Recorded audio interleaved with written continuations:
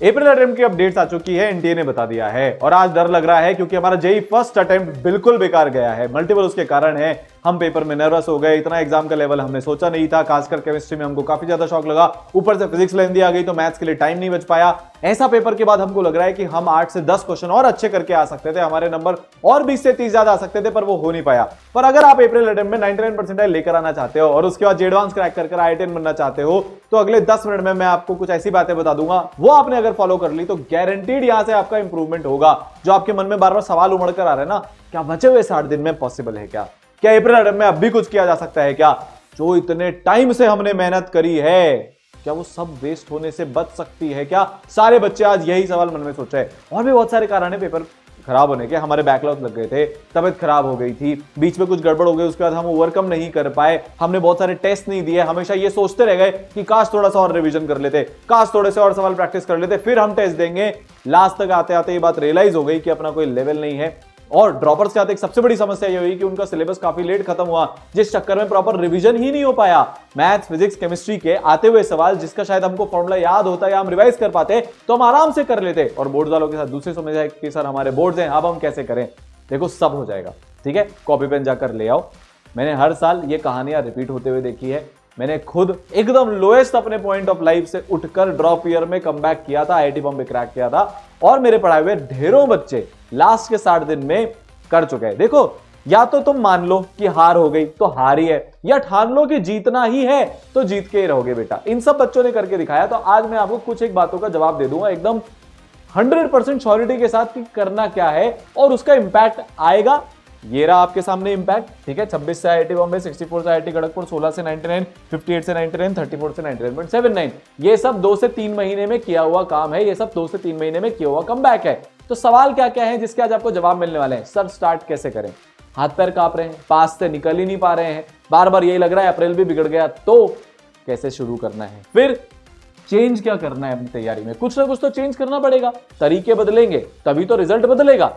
तीसरा, डेली हमको क्या करना है? अगर आप बोर्ड के स्टूडेंट हो तो आपको क्या करना है, मतलब 12वीं के हो तो 12th के हो तो ड्रॉप ईयर के हो तो आपको क्या करना है, और सर क्या नहीं करना है ये भी आप बता दीजिएगा। ये सारी चीजें आपको बता दूंगा अगले 6 से 7 मिनट के अंदर। पर पहले, उससे पहले आपसे एक वादा चाहता हूं बेटा, और वादा ये है, I will crack April.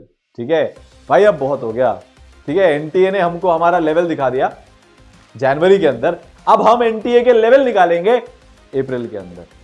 Comeback अभी एनटीए का हुआ है जनवरी में, हमारा होगा अप्रैल में, और फिर उसके बाद जे एडवांस में। तो I will crack April attempt, ये मेरे को सबसे बेटा कमेंट के अंदर चाहिए है।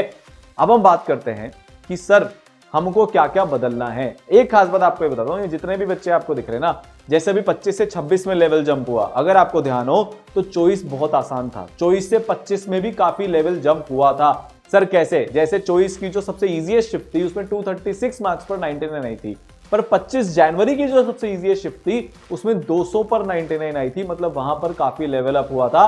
और मजे की बात यह है कि वहां पर भी केमिस्ट्री में ही सबसे ज्यादा लेवल अप हुआ था। इस बार थोड़ा फिजिक्स में भी हो गया, मैथ्स ऐसी की ऐसी आ रही है, और केमिस्ट्री में तो कुछ ज्यादा ही हो गया। तो कैसे इन्होंने किया, बड़े हुए लेवल के हिसाब से इन्होंने अपने को कैसे तैयार किया, वो सारी चीजें आपको यहां पर आज मैं बताने वाला हूं। तो सर क्या क्या चेंज करना है? 3 चीजों में हमको चेंज करना है। थ्योरी अभी भी मेरे को पता है बहुत सारे बच्चों की ठीक ठाक है। इनफैक्ट जब भी मैं पढ़ने की बात बोलता हूं तो मैक्सिमम बच्चों को तो यही लगता है कि सर थ्योरी पढ़नी है, क्लास देखेंगे, लेक्चर चल रहा है, नोट्स बना लेंगे। नहीं भाई, अब पढ़ाई का वो मतलब नहीं है। पढ़ाई का एक्चुअल मतलब क्या है ये समझते हैं। तो सबसे पहले आपको जो चेंज करना है वो प्रैक्टिस के अंदर चेंज करना है। सर सबसे पहली चीज, मिक्स्ड कॉन्सेप्ट आपको यहां पर पढ़ने हैं।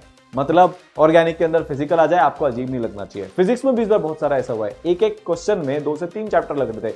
मैथ्स में ऐसा बहुत सारा हुआ है, एक एक क्वेश्चन में 2 से 3 चैप्टर लग रहे थे। तो आप वैसे सवाल अगले 60 दिन रोज प्रैक्टिस करोगे तो फिर एनटीए आपसे कुछ भी पूछ ले आपको अजीब नहीं लगेगा। अभी प्रॉब्लम क्या हुई कि हम 21 से 25 के पीवाईक्यू करके चले गए, एडवांस की हमने कोई तैयारी करी नहीं, अच्छे लेवल की हमने तैयारी करी नहीं, तो वहां पर जाकर हम शॉक हो गए कि यार ये एक ही क्वेश्चन में इतने सारे चैप्टर कैसे पूछ लिए, क्योंकि अभी से पहले तक तो वो पूछ ही नहीं रहा था। पर अब हम वैसे सवाल करेंगे। दूसरा, लैंग्वेज आपको अच्छी रखनी है, मतलब पकड़ रखनी है। पता है बच्चों का प्रॉब्लम क्या हुई? सर 6 से 7 लाइन के क्वेश्चन आ गए ऑर्गेनिक केमिस्ट्री में, सर उसने नाम दे दिए, कंपाउंड बनाकर नहीं दिए, हम वहां पर फंस गए। बाद में जब हमने देखा अच्छा ये ऐसे होता है तो लगा ओहो, अगर लैंग्वेज पे हमारा कमांड होता तो हम लाइफ में वहां पर मचा देते। ठीक है, तो ऐसे सवाल आपको करने हैं जिसमें लंबी लैंग्वेज हो। सर ये सब मिलते कहाँ हैं? देखो जे एडवांस के पीवाईक्यू जिसका एक बहुत अच्छा सोर्स है। नहीं तो अगर आप ईसरल में आ रहे हो, बाउंस बैक कोर्स में आ रहे हो, तो बेटा स्पेशल 26 इसका एक बहुत बढ़िया सोर्स है। एक्सरसाइज 2A जिससे हम आपको होमवर्क देंगे, एक्सरसाइज 2, उस सब में ऐसे टाइप के सवाल होते हैं। लेंदी क्वेश्चन इस बार बहुत है। आप बताओ फिजिकल केमिस्ट्री में 3 से 4 मिनट 5 मिनट के क्वेश्चन मिले कि नहीं मिले? वो इलेक्ट्रोकेमिस्ट्री प्लस बफर सोल्यूशन जो आयनिक का मिक्स होकर आया था, केमिकल काइनेटिक्स के क्वेश्चन इतने लंबे लंबे हो गए। सर इनऑर्गेनिक के क्वेश्चन में इतने सारे स्टेटमेंट आ गए। ठीक है, स्टेटमेंट बेस्ड क्वेश्चन हमारे बहुत सारे आ गए। तो स्टेटमेंट बेस्ड क्वेश्चन जो थे ना 5 दे दिए, कौन से करेक्ट हैं? वो सब एडवांस के मोर देन 1 करेक्ट क्वेश्चन ही तो हैं। पैनिक तो हम कर रहे हैं, पर रियलिटी ये है कि जिस बच्चे ने एडवांस लेवल की प्रिपरेशन करी है उसके लिए बड़ी नॉर्मल सी बात है कि 4 स्टेटमेंट देकर आपसे पूछ लिया गया कि इनमें से सही कौन कौन से हैं ये बता दो, तो हमको उस लेवल की प्रिपरेशन करनी पड़ेगी। ठीक है, तो जैसे ईसरल के सारे टीचर्स का हमारा डिस्कशन हुआ बेटा, हम इतने टाइम से इसी में लगे हुए हैं, तो अगर आप अच्छे लेवल की प्रिपरेशन कर रहे थे, वो बच्चे अभी अच्छा ही करके आए हैं, तो हमको अब अच्छे लेवल की प्रिपरेशन यहां पर करनी पड़ेगी। मोर देन 1 करेक्ट क्वेश्चन हमको प्रैक्टिस करने पड़ेंगे, मैच दी कॉलम हमको प्रैक्टिस करने पड़ेंगे, असर्शन रीजन हमको प्रैक्टिस करने पड़ेंगे। अब एक बहुत बड़ी बात पता है इस बार क्या हुआ, ये टेस्ट से रिलेटेड है, मिलता जुलता है, कि बहुत सारे बच्चे ना क्वेश्चन में ट्रैप हो गए। मेरे को कमेंट सेक्शन में ये भी बताना कि आप में से कितने ऐसे बच्चे थे जिन्होंने फिजिक्स करी, पर फिजिक्स करते करते सबसे पहले सर 1 घंटा 10 मिनट बीत गया, सर केमिस्ट्री में और 1 घंटा लग गया, तो पैनिक सिचुएशन क्रिएट हो गई। लास्ट तक जाते जाते मैथ्स में इतनी सिली मिस्टेक्स हुई, इतनी सिली मिस्टेक्स हुई, आते हुए क्वेश्चन गलत हुए। क्यों? क्योंकि हमें क्वेश्चन छोड़ना नहीं आता। शायद अगर हम उस टाइम पर फिजिक्स के वो 2 क्वेश्चन आइडेंटिफाई करके छोड़ देते, केमिस्ट्री के वो 3 क्वेश्चन आइडेंटिफाई करके छोड़ देते, बाद के राउंड में अगर हम उसको करते तो हमारा पेपर बहुत बेटर जाता। तो हमको इस बार क्वेश्चन छोड़ने की प्रैक्टिस करनी पड़ेगी। हर चीज प्रैक्टिस से होती है। एकदम से पेपर में जाकर आप कुछ नया नहीं कर सकते, आप वही रिक्रिएट करते हो जो आप घर पे बैठकर अपनी प्रिपरेशन के टाइम पर कर रहे थे। तो क्वेश्चन छोड़ना भी हमें सीखना है। ठीक है, तो यार हम इस चीज के लिए पूरा रेडी करवा रहे हैं बच्चों को, बाउंस बैक कोर्स के अंदर हो या जो ऑलरेडी एग्जिस्टिंग ईसरलाइट्स हैं, उनको तो खैर इसकी बहुत प्रैक्टिस है ही, बट और इस पर स्पेशल ध्यान देने वाले हैं। ठीक है, तो वो कोई दिक्कत की बात नहीं है, मैनेजेबल है, डूएबल है, डरना नहीं है यार। ऐसा नहीं है कि कुछ बहुत ही अलग हो गया, नहीं, वही हुआ जो एडवांस के बच्चे के साथ होता है। इस बार वो चीज जेईई मेंस में भी हो गई। टेस्ट देखो, सबसे पहली बात तो बेटा टेस्ट देने, कल ही मैं सेशन ले रहा था, 1-to-1 हमारा ऐसे मेंटरशिप चलता रहता है। उसमें एक बच्ची ने बोला कि सर टेस्ट देने में मेरे को बड़ा ही अजीब लगता है, हमेशा अंदर ये थॉट प्रोसेस चलता रहता है कि पहले रिवीजन और कर लेती हूँ, थोड़े और क्वेश्चन प्रैक्टिस, थोड़ा और बेटर प्रिपरेशन, उस चक्कर में हमेशा टेस्ट छूट जाता है। तो सबसे पहले तो आपको टेस्ट देने, कितने देने हैं, कब देने हैं, वो भी मैंने यहाँ पर आपको पूरा बताया है। बट सबसे पहले अपने दिमाग से ये चीज निकालनी है कि अच्छा प्रिपेयर करके टेस्ट देंगे, नहीं, एक शेड्यूल बनाओ, उस दिन जिस दिन आप टेस्ट रख रहे हो उस दिन देना है, प्रिपरेशन कैसी भी हुई हो, क्योंकि बेस्ट प्रिपरेशन तो कभी होती ही नहीं है। हर जी एस्पिरेंट के मन में ये लालच होता है कि और अच्छा और अच्छा और अच्छा, पर उस चक्कर में हम टेस्ट नहीं देकर लाइफ की सबसे बड़ी गलती कर लेते हैं।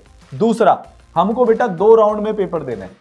मैं आपको बताऊं, सही बता रहा हूं, जितने भी बच्चे हैं ना जो अच्छा पढ़ रहे थे, मॉक टेस्ट में 200-210 स्कोर कर रहे थे, पर एक्चुअल पेपर में अभी उनके 100-120 आ रहे हैं, उनकी सबसे बड़ी गलती थी 1 राउंड में पेपर करना, जिसके बारे में अभी थोड़ी देर पहले बात कर रहा था कि फिजिक्स केमिस्ट्री में बहुत ज्यादा टाइम लग गया, या मैथ्स उठा ली तो मैथ्स में बहुत ज्यादा टाइम लग गया, आसान क्वेश्चन देख नहीं पाए, पूरा पेपर पढ़ नहीं पाए, पूरा पेपर सॉल्व ही नहीं कर पाए, तो इजी क्वेश्चन छूट गए।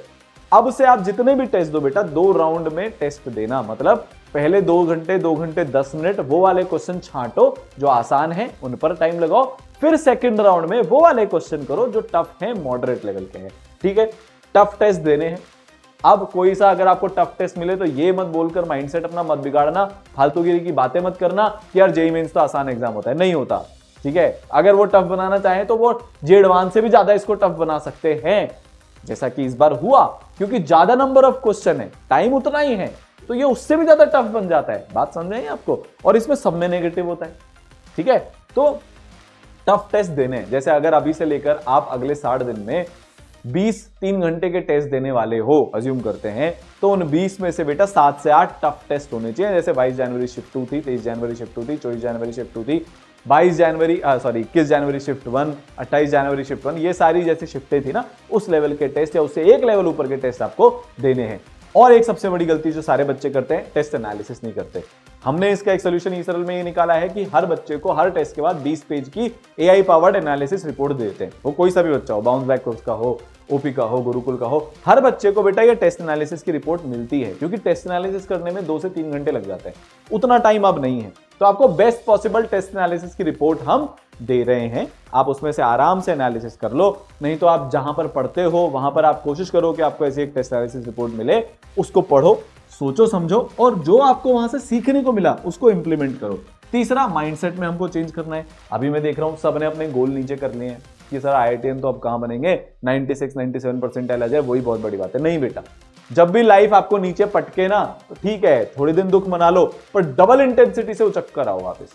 सपने छोटे नहीं करने, तरीके बदलने हैं, होपलेस नहीं होना। सर अप्रैल भी बिगड़ गया तो, सर मम्मी पापा को क्या बोलूंगा, सर बाकी सब लोग क्या कहेंगे, बाकी सब लोग क्या सोचेंगे, सर फिर मेरे करियर का आगे क्या होगा, प्राइवेट में मैं कैसे जाऊंगा। अरे ये सब सोचने का सही वक्त अभी नहीं है, अभी सिर्फ और सिर्फ फोकस के साथ पढ़ाई करने का वक्त है, ठीक है। और फाइनली अपने पास्ट को हमें भूलना है, जो भी हुआ सो हुआ, अब आगे क्या करना है ये सोचेंगे। अब डेली क्या करना है बेटा, फरवरी में आपको 6 घंटे थ्योरी पढ़नी है, 6 घंटे प्रैक्टिस, 2 घंटे के आपको टेस्ट देने हैं, जिसमें 1 घंटे का टेस्ट होगा, 1 घंटे उसका एनालिसिस होगा। ये ड्रॉप ईयर के बच्चे के लिए। अगर आप बोर्ड के छात्र हो, मतलब क्लास 12 के छात्र हो, तो बेटा इस 6 घंटे की थ्योरी में 4 साढ़े 4 घंटे आप जेई की पढ़ाई करो, 1.5 से 2 घंटा बेटा आप एनसीईआरटी पर फोकस करो। और जब आपके बोर्ड एग्जाम में 2 दिन बच जाएं तो फिर जेई भूल जाओ, आप प्रॉपर बोर्ड के ही बच्चे हो गए, वो मानकर अपनी सारी तैयारी कर लेना। 6 घंटे की प्रैक्टिस करनी है। ड्रॉप ईयर हो तो सारा का सारा जेई में जाएगा, नहीं तो 4 घंटे आपका जाएगा जेई का और 2 घंटे जाएगा पीवाईक्यू रटने का। भाई लग जाओ फिजिक्स के अंदर, डेरिवेशन एकदम एक एक स्टेप बाय स्टेप लिखित में धर धर धर धर धर करते जाओ। 2 घंटे के जो आपको टेस्ट देने हैं आप ऑल्टरनेट करोगे। अगर आप एक 12th के बच्चे हो तो, आप ड्रॉप ईयर के बच्चे हो तो आप रोज 1 घंटे का एक चैप्टर का मिनिमम टेस्ट दोगे।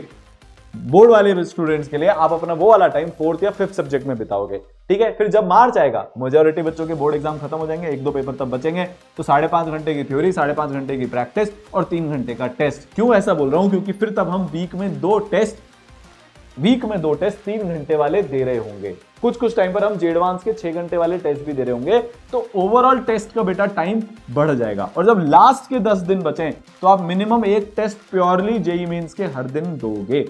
ये आपको हर दिन करना है, ठीक है। तो अपनी स्लॉट बांट लो, हर चीज को टाइमर के साथ करना।